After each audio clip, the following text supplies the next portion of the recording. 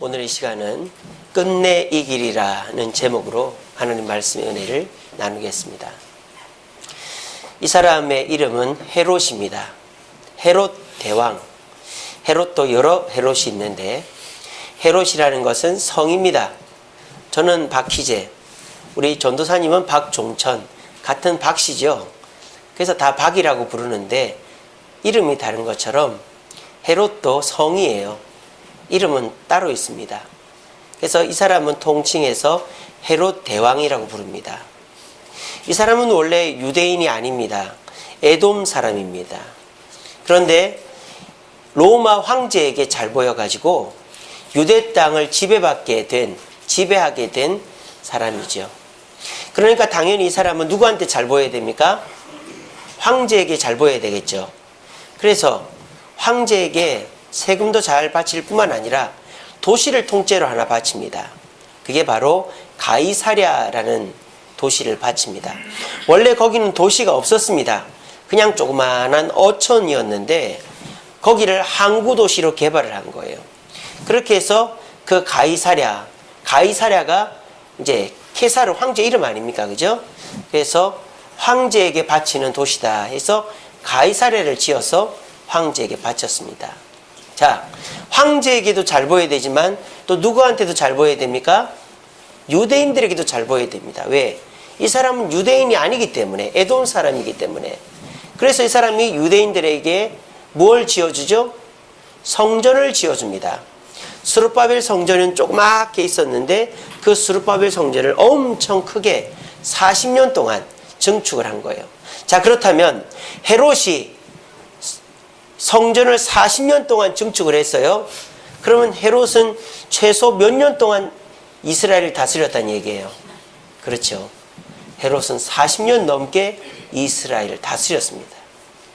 자, 그런데 이스라엘 사람들은 행복하지가 않았어요.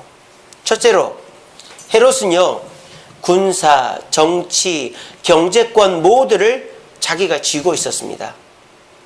유대인들에게는 뭐만 줬느냐? 두 가지만 줬어요. 첫째는 성전에서 제사할 수 있는 종교적인 자유만 줬습니다. 대제사장도 자기가 뽑았어요. 대제사장은 유대인들 제사장들이 뽑는 건데 자기가 유대인들 제사장의 우두머리를 자기가 뽑았어요. 이 헤롯이. 그리고 우리나라에도 국회가 있는데 이 유대 땅에도 국회가 있었어요. 그게 바로 뭐냐면 사네드린 공의회라는 게 있었습니다. 사네드린 공의회. 근데 의회는 법을 만들고 또 그 법을 시행하는지를 행정부를 잘 감시하는 역할을 의회가 하잖아요. 근데 따지고 보면 행정부가 이 헤롯인데 사네드린 공의회는 법을 세울 수 있는 권한이 없었어요. 그리고 이 헤롯이 무슨 짓을 하든지 견제할 수 있는 권한이 없었어요. 그냥 허수아비 공의회, 이름만 있는 공의회. 옛날에 이승만 대통령 때 또는 박정희 때 국회의원들처럼 그냥 이름만 있는 의회였다는 거죠. 그러니까 유대인들이 이 헤롯을 좋아하겠습니까? 안 좋아하겠습니까? 안 좋아하죠. 게다가 이 헤롯이 우리 기독교와 관련된 일이 있습니다. 어떤 일이 있죠? 예수님을 죽이려고 그랬어요. 예수님이 태어나셨습니다. 근데 헤롯은 예수님이 태어난 걸 알았어요? 몰랐어요? 몰랐어요. 모르고 있었는데 누가 가르쳐줬어요? 누가 가르쳐줬죠? 그렇죠. 똑똑하시네요. 예, 모를 줄 알았는데. 동방박사가 이게 참 뭐라 해야 되나, 그냥 조용히 왔다 가면 될 텐데 헤롯한테 가가지고 여기 왕이 태어났다고 하는데 그 사람이 어디서 태어났습니까? 물어보는 거예요. 그러니까 헤롯은 깜짝 놀라는 거죠. 왕은 난데 또 왕이 태어났단 말이냐? 그래가지고 동방박사한테 뭐라 그러죠? 나도 그 왕에게 경배하고 싶으니까 돌아갈 때 나한테 가르쳐 달라고 그래요. 근데 알고 보니까 동방박사들이 이제 그 헤롯이 그 예수님을 죽일 거라는 걸 알고 천사 가르쳐줘서 몰래 가죠. 그 헤롯이 어떻게 합니까? 2살 밑으로 남자애는 다 죽여버려요. 근데 그거를 천사가 미리 요셉에게 가르쳐줘서 예수님은 어떻게 하죠? 이집트 땅으로 도망을 가는 거예요. 그래서 예수님이 이집트 땅에 도망가 있는 사이에 이 헤롯이 죽습니다. 그래서 2년 후에 예수님께서 나사렛으로 돌아오는 거예요.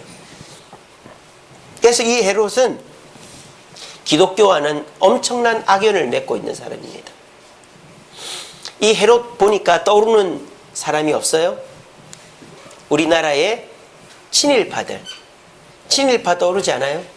친일파들 보면 일본을 등에 업고 우리나라 사람들 괴롭히고 돈 빼앗고 위세 과시했던 사람들, 친일파들 있었잖아요. 그런데 그 친일파들은 일제강점기가 몇 년이었죠? 우리나라에? 35년이었습니다. 근데 헤롯 몇 년 집권했다고요? 40년 넘게 했어요. 헤롯 죽었으니까 이제 유대 땅은 헤롯이란 이름이 없어졌겠네요? 아닙니다. 더 많아졌습니다. 여기 보시면 여기 헤롯 대왕이 있죠? 헤롯 대왕의 아버지가 헤롯 안티파스 2세예요. 그리고 헤롯 대왕이 있는데 부인이 이렇게나 많아요. 부인이 이렇게나 많은데 아들들이 이렇게 낳았는데 그 아들들 중에서 헤롯의 뒤를 이어서 왕을 해먹은 사람이 3명이나 있어요. 헤롯 아켈라오, 헤롯 안디바라고도 안티파스라고도 합니다. 그리고 헤롯 빌립 2세 3명이나 있었어요. 아니 왕이 3명이나 있을 수가 있습니까? 하도 자식들이 싸우니까 헤롯이 죽으면서 어떻게 했을까요? 나라를 3개로 나눠준 거예요. 그래서 여기 보시면은 북쪽 지역을 다스렸던 사람이 헤롯 헤롯 빌립이죠. 그래서 골라니 지역, 드라고니 지역을 다스렸어요. 헤롯 빌립이. 그리고 여기 있는 이두메 지역과 예루살렘, 유대, 사마리아까지 다스렸던 사람이 헤롯 아킬라오라는 사람이었어요. 헤롯 아킬라오. 그래서 헤롯 아킬라오는 유대 땅과 사마리아를 다스렸어요. 그리고 세 번째로 헤롯 안티파스라는 사람이 베레아 지역하고 갈릴리 지역을 다스렸어요. 자, 그러니까 헤롯의 3아들이 헤롯이 죽고 나라를 3개로 나눠서 다스린 거예요. 그런데 헤롯 빌립하고 헤롯 아킬라오는 굉장히 온순한 사람이었어요. 그래서 별 문제를 일으키지 않았어요. 그런데 이 셋 중에서 가장 문제를 일으켰던 사람이 바로 이 갈릴리 지역을 다스렸던 헤롯 안티파스였습니다. 신약 성경에 나오는 대부분은 헤롯 안티파스예요. 그 예수님 태어나시기 직전과 직후에 나오는 헤롯은 헤롯 대왕이고, 예수님 살아생전에 나타났던 사람은 바로 그 예수님 활동하실 때는 다 이 헤롯 안티파스입니다. 자, 이 헤롯 안티파스가 어떤 나쁜 짓을 했느냐? 이 헤롯 안티파스가 결혼을 했어요. 여기 보시면 헤롯 안티바가 결혼을 했는데 누구랑 결혼했습니까? 누구랑? 예, 한글 다 읽을 수 아시죠? 누구랑 결혼했다고요? 헤로디아랑 결혼했어요. 아, 근데 좀 이상합니다. 헤로디아가 누구의 아내로 돼 있죠? 빌립 1세의 아내로 돼 있어요. 이건 뭔 말이에요? 형수를 뺏은 거예요. 형수를. 이런 콩가루 집안이 어디 있습니까? 자기 형님의 부인을 뺏어가지고 자기 마누라로 삼은 거예요. 이러니까 유대인들이 학을 뜨는 거죠. 그래서 세상에 우리 왕이라는 놈이 자기 형님 부인이나 빼앗고 말이야, 막 욕을 했단 말이에요. 근데 그 욕을 누가 대표로 했느냐? 세례 요한이 대표로 했습니다. 세례 요한이 이 헤롯 안디바에게 당신 형님의 부인을 뺏으면 되겠어? 그러면 안 되는 거 아니요? 그랬더니 이 헤롯 안디바가 속이 부글부글 끓어오르는 거예요. 근데 세례 요한은 유대인들의 칭송을 받으니까 함부로 죽일 수가 없는 거예요. 그러니까 누가 나섰죠? 이 헤로디아가 나선 거예요. 헤로디아에게 딸이 하나 있었어요. 딸이 누구죠? 살로메라는 딸이 있었어요. 그래서 딸한테 가서, 예, 딸아, 세상에 말이야, 내가 재혼을 했는데 내가 재혼했다고 욕하는 놈이 있다. 엄마, 사실이에요? 누구야? 그랬더니 이 살로메한테, 야, 저 세례 요한이라는 놈 말이야, 내가 네 새아빠랑 결혼했다고 날 욕을 하지 않니? 저놈을 죽이면 어떨까? 좋아요, 제가 어떻게 해볼게요. 어떻게 하면 될까요? 네가 아빠 앞에서 춤을 춰. 그리고 아빠한테 소원을 말해. 그래서 죽여달라고 그래. 알았지? 네, 엄마 알았어요. 이 살로메가 이 헤롯 안디바 앞에서 아빠 하면서 춤을 막 추는 거예요. 저도 우리 새아가 춤추면 꼼빡 넘어가거든요. 막 춤을 추니까 헤롯 안디바가 에 하고 있다가 어이구 이쁜 내 딸 어떻게 해줄까? 어떻게 뭐 줄까? 그랬더니 아빠 엄마를 욕하는 놈을 혼내주세요. 아니 네 엄마를 욕하는 놈이 있단 말이야. 누구야? 저 세례요한이 우리 엄마 욕하잖아요. 아빠 몰라요? 그래 알았어. 여봐라 세례요한을 당장 잡아와라. 그래서 어떻게 했어요? 목을 댕강대가지고 접시에 담아가지고 엄마 세례요한의 목이에요. 이쁘죠? 이 짓 하고 있는 거예요.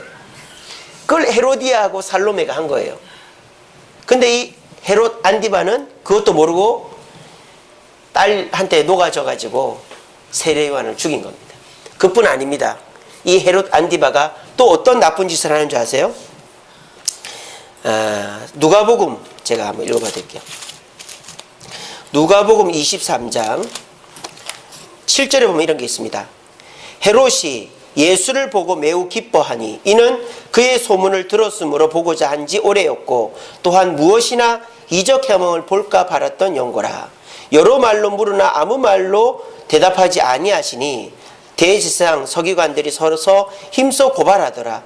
헤롯이 그 군인들과 함께 예수를 업신여기며 희롱하고 빛난 옷을 입혀 빌라도에게 도로 보내니 헤롯과 빌라도가 전에는 원수였으나 당일에는 서로 친구가 됐다. 여기 나오는 헤롯이 누군지 아세요? 바로 이 헤롯 안디바입니다. 이 헤롯 안디바는 세례요한의 목을 뱄을 뿐만 아니라 예수님을 희롱하고 예수님을 빌라도에게 넘겼던 사람이 헤롯 안디바예요. 엄청 나쁜 놈이죠.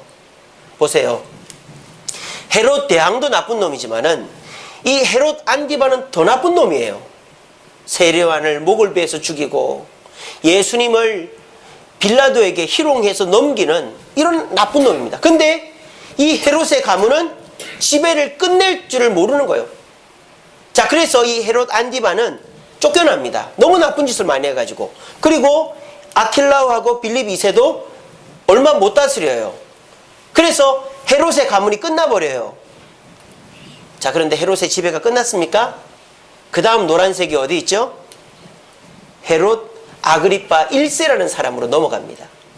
이 세 사람의 자녀가 이 유대 땅을 다스리는 게 아니라 이 헤롯 아그리파 1세라는 사람이 다시 왕이 됩니다.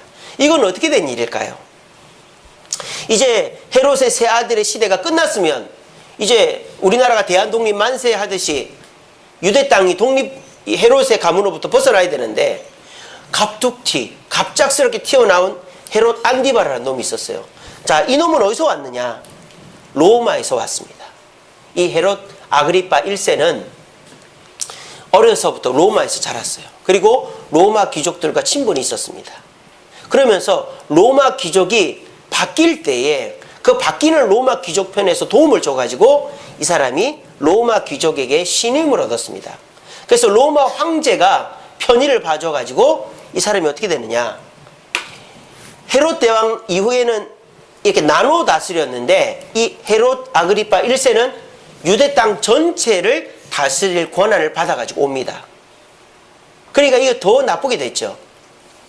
이제 나눠 다스리다가 헤롯 시대가 끝났으면 좋은데 이 로마의 그 후원을 받은 헤롯 아그리파 1세가 이제는 다시 헤롯 대왕 때처럼 전체 이스라엘을 다스리게 된 거예요. 자, 그런데 더 충격적인 사실이 있습니다. 이제 이 헤롯 아그리파 1세는 유대인들하고도 너무 친한 사이가 되어버렸어요. 왠지 아세요? 이 헤롯 아그리파 1세의 할머니가 누굽니까? 미리암 1세입니다. 이 미리암 1세가 누구냐? 유대인입니다. 그것도 유대인 하스몬 왕조라는 왕조가 있었어요. 그 왕조의 왕족이에요. 이 미리암 1세가. 그러니까 유대인들이 그래도 헤롯의 부인들 중에서 하스몬 왕조, 유대인 그 왕족의 핏줄을 타고난 헤롯 아그리파 1세가 다스린다고 하니까 유대인들은 좋아했겠어요? 싫어했겠어요? 좋아하는 거예요. 그러니까 이제 왕따는 누구만 된 거예요? 그리스도인만 된 거예요. 헤롯 대왕은 유대인도 싫어했고 기독교인도 싫어했습니다. 아킬라오, 안디바, 빌립 다 유대인도 싫어하고 기독교인도 싫어했습니다. 그런데 헤롯 아그리파 1세는 유대인들은 좋아하는 거예요. 왜? 자기들의 정통성 미리암의 손자이기 때문에 좋아하는 거예요. 이제 기독교인들만 핍박당하게 된 겁니다. 오늘 성경의 본문이 바로 이 헤롯 아그리파 1세 때 있었던 이야기입니다. 이 헤롯 아그리파 1세가 유대 땅 전체를 지배하게 되니까 유대인들에게 잘 보이려고 나쁜 짓들을 합니다. 첫째로 기독교인들을 잡아들이는 거예요. 왜? 유대인들이 기독교를 싫어하니까. 그 중에서 첫 번째로 사람을 죽여버립니다. 누구를 죽이느냐? 오늘 사도행전 5장, 사도행전 12장 1절에 보면은 그때의 헤롯 왕이 손을 들어 교회 중에서 몇 사람을 헤아려 하여 요한의 형제 누구를 칼로 죽였다? 야고보를 칼로 죽였다. 이 헤롯 안디바는 더 나쁜 놈이에요. 이제는 로마뿐만 아니라 유대인들까지 등에 업고 기독교를 말살하려고 시험 삼아 사도 야고보를 한번 죽여봤어요. 그랬더니 아무 일도 일어나지 않는 거예요. 하나님이 살아계시면 이 헤롯한테 뭔가 일이 있어야 되는데 헤롯한테 아무 일도 없고, 그리고 유대인들은 더 좋아하는 거예요. 유대인들이 전하, 나머지 기독교인들도 다 죽여버리십시오. 다 죽여버리십시오. 그러는 거예요. 그래서 이 헤롯 아그리파 1세가 베드로를 잡아갑니다. 그래서 3절에 보시면 유대인들이 이 일을 기뻐하는 것을 보고 베드로도 잡으려 할새 무교절 기간이라 잡음에 옥에 가두어 군인 내식인 내패에게 맡겨 지키라 그랬어요. 그래서 6월절 지나면 6월절 후에 끌어내서 죽이려고 이 베드로도 잡아 가둔 거예요. 그런데 베드로는 어떻게 되죠? 우리 그 뒤에 유명한 내용이 있죠. 천사가 문을 열고 베드로 옆구리를 발로 차가지고 깨워가지고 집으로 돌려보내잖아요. 베드로는 그렇게 해서 천사가 구해줍니다. 어쨌든 이 헤롯 아그리파 1세는 헤롯 가문의 왕들 중에서 가장 나쁜 놈이에요. 우리 기독교로 봤을 때. 그래서 로마도 등에 업고 유대교도 등에 업고, 그래서 야고보 사도를 죽이고 베드로도 죽이려고 했던 사람입니다. 왜? 무서울 게 없으니까. 무서울 게 없으니까. 정말 악인들이 이렇게 잘 돼도 되는 겁니까? 그리고 이 헤롯 아그리파 1세가 이렇게 또 이 군사적으로만 강한 게 아니라 정치적으로만 강한 게 아니라 경제적으로도 강했어요. 이 유대 땅은 곡식이 잘 나는 땅입니다. 그래서 그 곡식을 다른 나라에 수출을 해요. 근데 오늘 본문에 보니까 어디에 수출을 했다? 12장 20절에 보니까 두로와 시돈에 수출을 했다라고 되어 있어요. 두로와 시돈. 이 두로와 시돈은 해안 항구 도시입니다. 그러니까 돈은 많지만 곡식을 거둘 수 있는 땅이 없어요. 그러니까 이 두로와 시돈은 유대에서 곡식을 수입해서 가는 거예요. 그래서 헤롯이 곡식을 수출하는데 이 두로와 시돈 사람들이 좀 안 좋게 하자 막 이렇게 시비를 거는 거예요. 그랬더니 두로와 시돈이 어떻게 합니까? 아부를 하는 겁니다. 20절에 보니까 왕의 침소 맡은 신하 블라스도를 설득하여 화목하기를 청한지라. 그러니까 왕의 측근에게 와서 헤롯 아그리파 1세의 측근에게 와가지고 아이 너희 왕 좀 잘 설득해달라. 우리한테 곡식 좀 잘 수출하게 도와달라. 그렇게 하는 거예요. 그래서 이 헤롯 아그리파 1세는 헤롯 가문 중에서 가장 힘이 세면서도 가장 높은 자리에 있고, 그리고 기독교를 가장 많이 핍박했던 사람입니다. 이 세상은 이래요. 이 세상은 악인들이 끝도 없이 올라가는 것 같습니다. 그래서 저와 여러분들은 항상 손해만 보는 것 같고, 우리들은 그 사람들 보면서 우리는 왜 저 사람들처럼 못 되나 부러워하기도 하고 열등감 느끼기도 하고 또 속상해하는 것이 우리들의 마음입니다. 여러분들도 그렇지 않습니까? 여러분들 주변에 예수 안 믿는데도 잘 먹고 잘 사는 사람들 많습니다. 또 우리 주변에 교회 다니다가 교회 안 다니면서 돈 더 많이 버는 사람들이 있습니다. 또 여러분들 괴롭히고 힘들게 하는데도 언제 계속 뭐 이렇게 잘 못 되는 거 없이 계속 잘 되는 사람들이 있습니다. 그럴 때 우리는 속상하죠. 나는 예수 믿는데 왜 이렇게 안 되고, 저 사람은 예수도 안 믿는데 왜 저렇게 잘 되나? 나는 교회 이렇게 충성하는데 나는 왜 이렇게 힘들고, 저 사람은 교회 대충 다니는데 왜 저렇게 잘 먹고 잘 사나? 그럴 때 우리는 열등감을 느낍니다. 2017년도에도 그랬고 올해도 그렇지 않나요? 세상이 경기가 좋았던 적이 언제인가 싶습니다. 일본처럼 우리나라도 장기 불황에 빠져들었어요. 그러다 보니까 이제는 사람들이 다 자기 살궁리를 하는 거예요. 그러니까 예수 안 믿는 사람들은 불법을 저질러서라도, 사기를 쳐서라도 돈을 벌고 그렇게 해서 잘 먹고 해외여행도 다니는데, 우리는 그럴 수도 없잖아요. 사기를 칠 수가 있습니까? 주의를 안 지키고 일을 할 수가 있습니까? 그러니까 우리는 항상 뒤처지는 것 같습니다. 그러니까 열등감을 느끼고, 그 열등감은 우리의 마음에 깊은 병이 되는 거예요. 그래서 시험에 드는 거죠. 이런 식으로 신앙생활 해봐야 뭐하나. 돈도 못 벌고 나보다 나쁜 놈들은 잘 되고, 그렇게 해서 나는 이 모양 이 꼴인데, 나도 2018년도에는 그냥 교회 대충 다니고 나도 돈이나 벌고 나도 좀 내 앞가름이나 해야지. 우리 그런 생각들을 할 수 있습니다. 그렇지 않아요. 이 헤롯의 가문도, 우리나라는 35년 일본의 지배를 받았지만 이 헤롯의 가문은 어땠다? 지금 몇 년째입니까? 수십 년째 유대 땅을 이렇게 억압으로 다스려도 멀쩡하게 잘 먹고 잘 사는 거예요. 근데 이 헤롯의 가문이 영원토록 이렇게 갔을까요? 오늘 본문은 헤롯의 가문의 끝을 얘기하고 있습니다. 헤롯이 이렇게 백성들을 모아놓고 연설을 했어요. 연설을 했더니 백성들이 뭐라고 합니까? 22절에 백성이 크게 부르되 이것은 신의 소리요 사람의 소리가 아니다. 그러니까 백성들이 헤롯에게 아부하기 위해서, 무슨 북한의 김정은 연설할 때 말만 끝나면 박수 소리가 막 나듯이 막 헤롯한테 그렇게 칭찬을 했던 거예요. 그런데 그것을 헤롯은 즐겼던 거죠. 그래, 내가 이제 군사적으로, 정치적으로, 경제적으로 모든 것을 내가 소유하고, 헤롯의 가문 중에서 내가 제일 땅도 넓고 힘도 세니까 나는 당연히 이런 걸 받을 만하지 하면서 23절에 보니까 헤롯이 영광을 하나님께 돌리지 아니하였다 그랬어요. 그래서 결국 어떻게 돼요? 헤롯이 벌레에게 먹혀 죽었다, 그렇게 됐어요. 벌레에게 먹혀 죽었다. 예전에 제가 초등학교 5학년 때 영화를 하나 본 적이 있는데, 이 헤롯에 대한 영화였어요.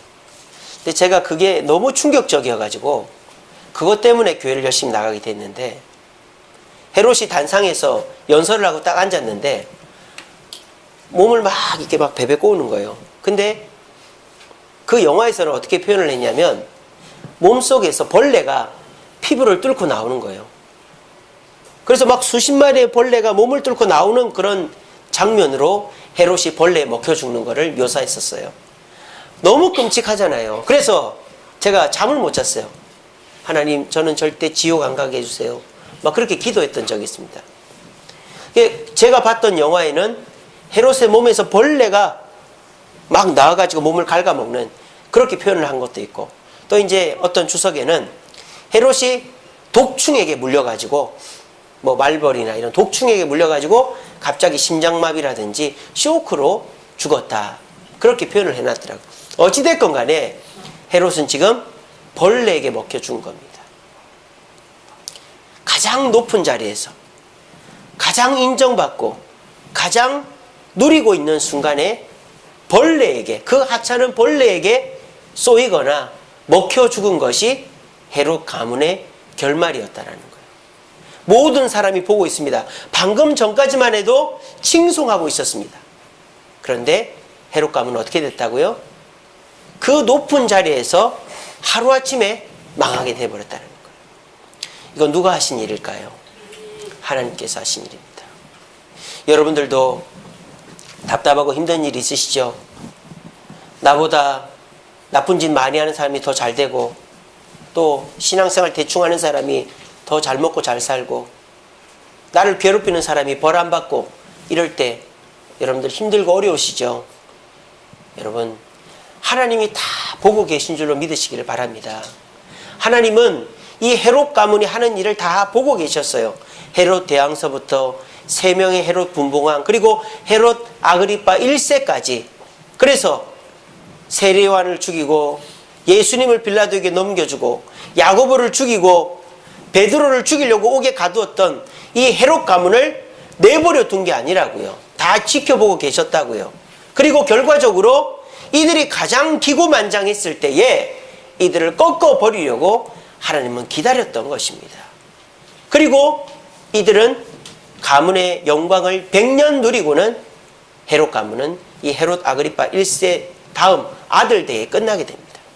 헤롯 가문은 채 100년의 영화를 누리고는 끝나버리게 되는 겁니다.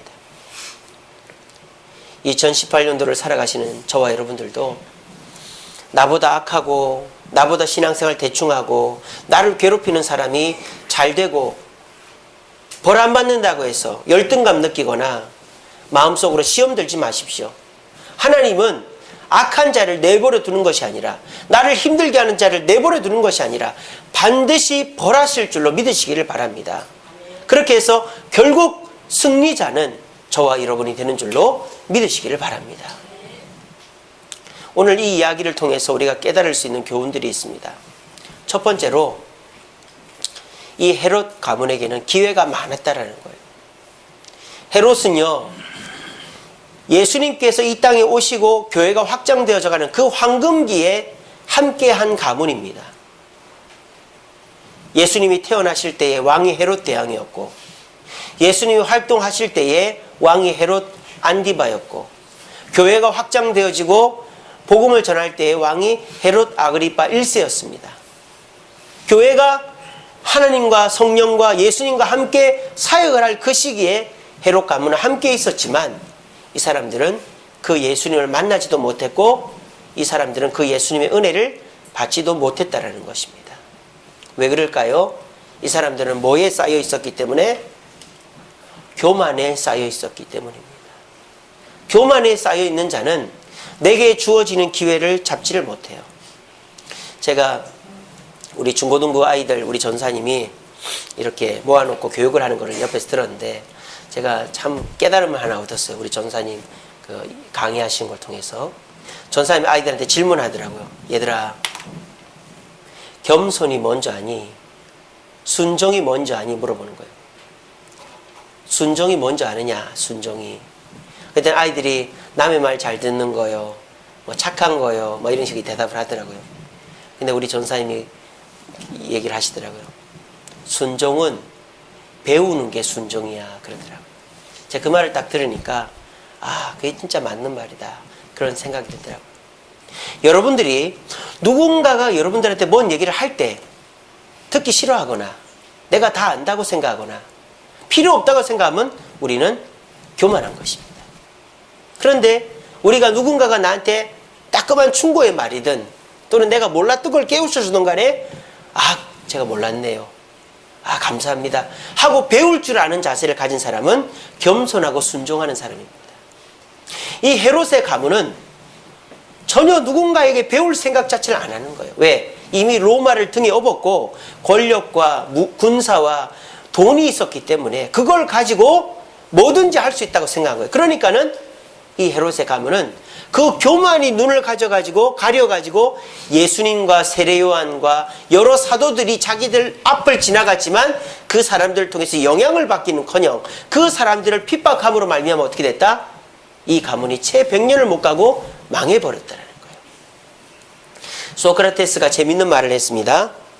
사냥꾼은 짐승을 개로 잡고 아첨꾼은 어리석은 사람을 칭찬으로 잡는다 그랬습니다. 맞는 말이지 않아요? 소크라테스 철학자가 그렇게 얘기했어요. 사냥꾼은 토끼나 여우나 잡을 때 개를 풀어가지고 잡게 합니다. 멧돼지도 개로 잡죠. 근데 아첨꾼, 아첨하는 사람들, 막 이렇게 손 비비는 사람들은 어리석은 권력자들, 부자들을 뭐로 잡는다? 칭찬으로 잡는다 그랬어요. 칭찬에 익숙해져 있으면 우리는 교만에 빠지고 눈이 가려져 버리는 것입니다. 혹시 여러분들 삶 속에 내가 좀 여유가 있고 내가 좀 잘하는 것이 있고 남들이 칭찬하는 것이 있습니까?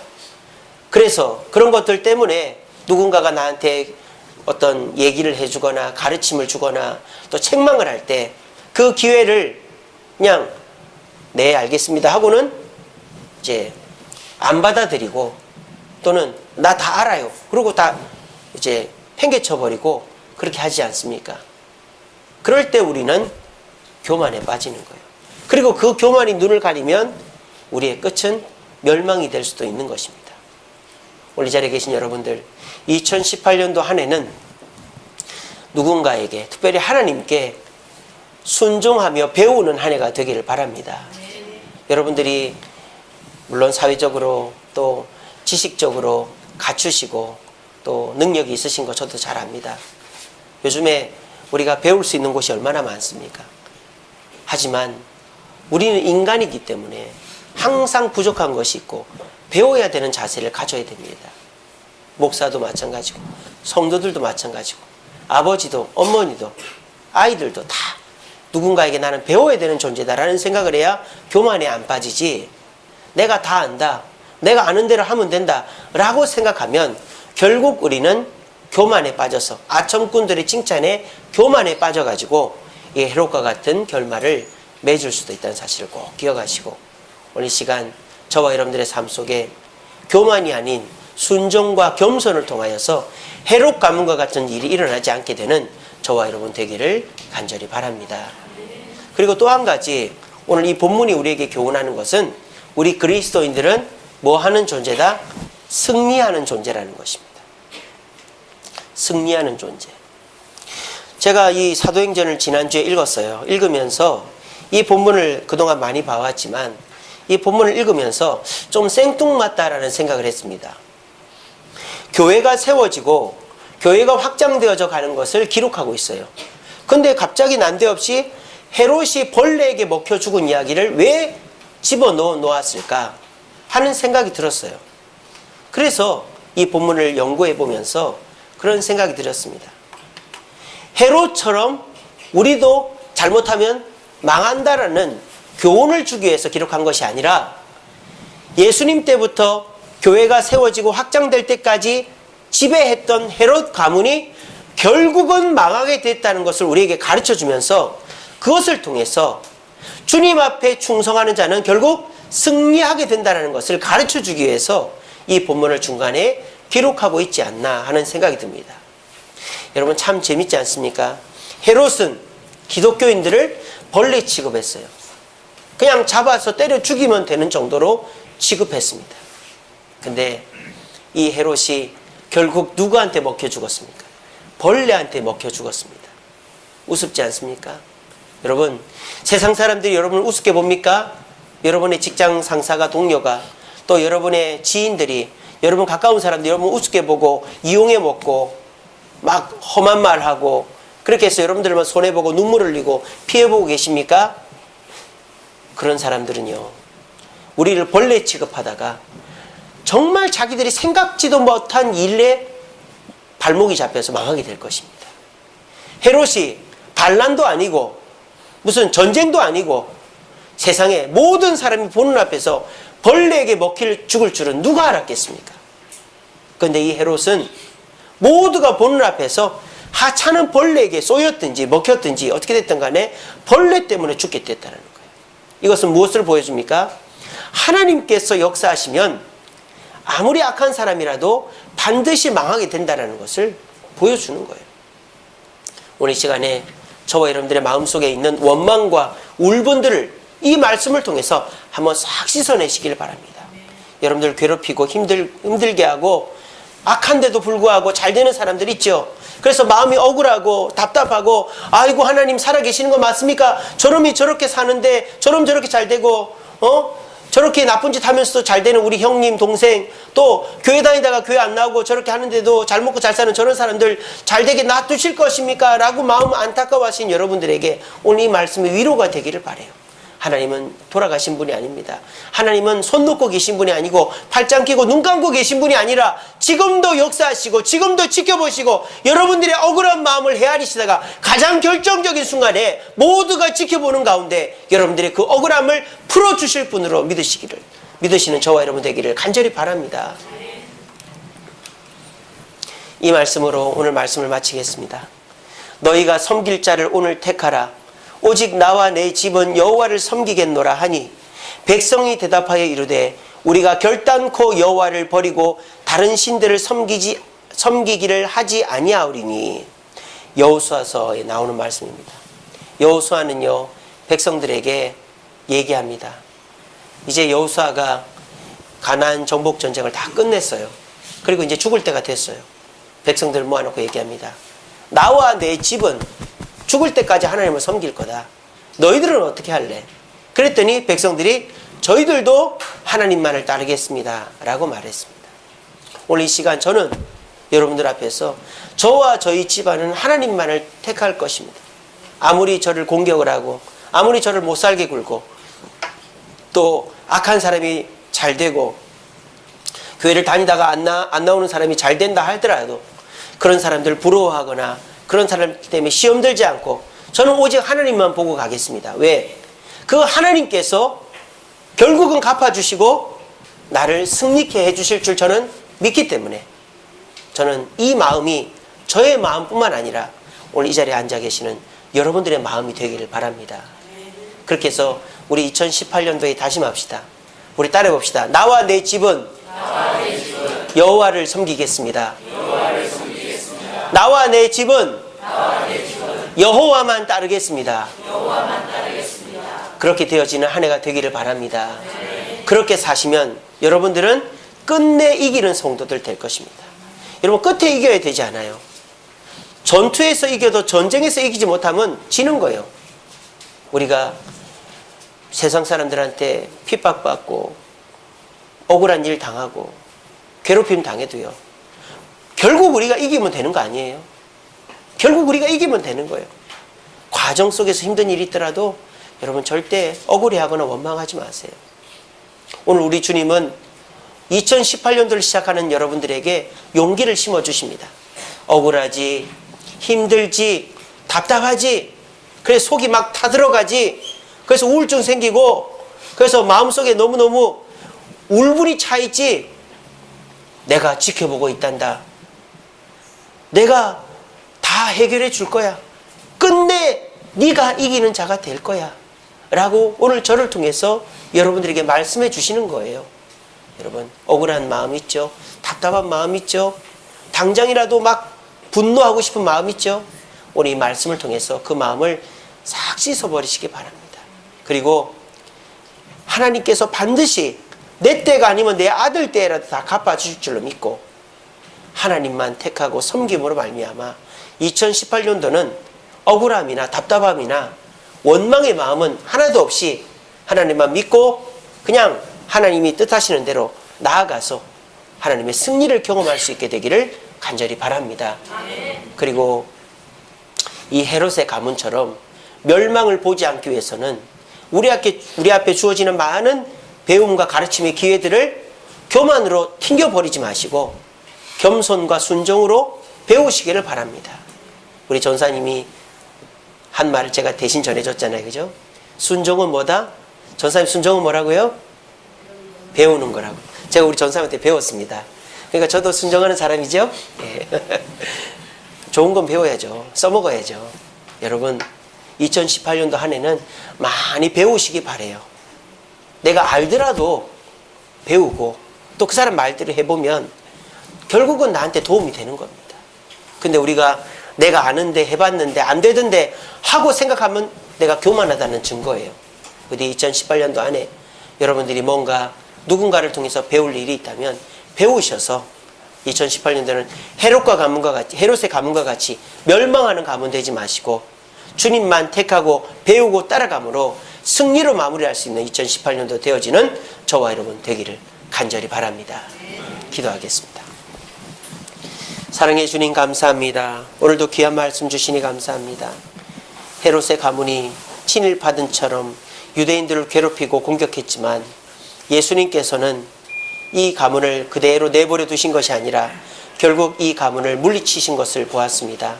주여 우리 성도들도 세상 살면서 힘들고 어려운 일이 있지만 답답해하지 말게 하시고 억울해하지 말게 하시고 분해하지 말게 하시고 하나님이 다 갚아주실 줄로 믿고 주님의 은혜 가운데서 주님 뜻대로 순종하고 배우는 자세로 살아서 끝내 이기는 성도들 될 수 있도록 도와주시옵소서.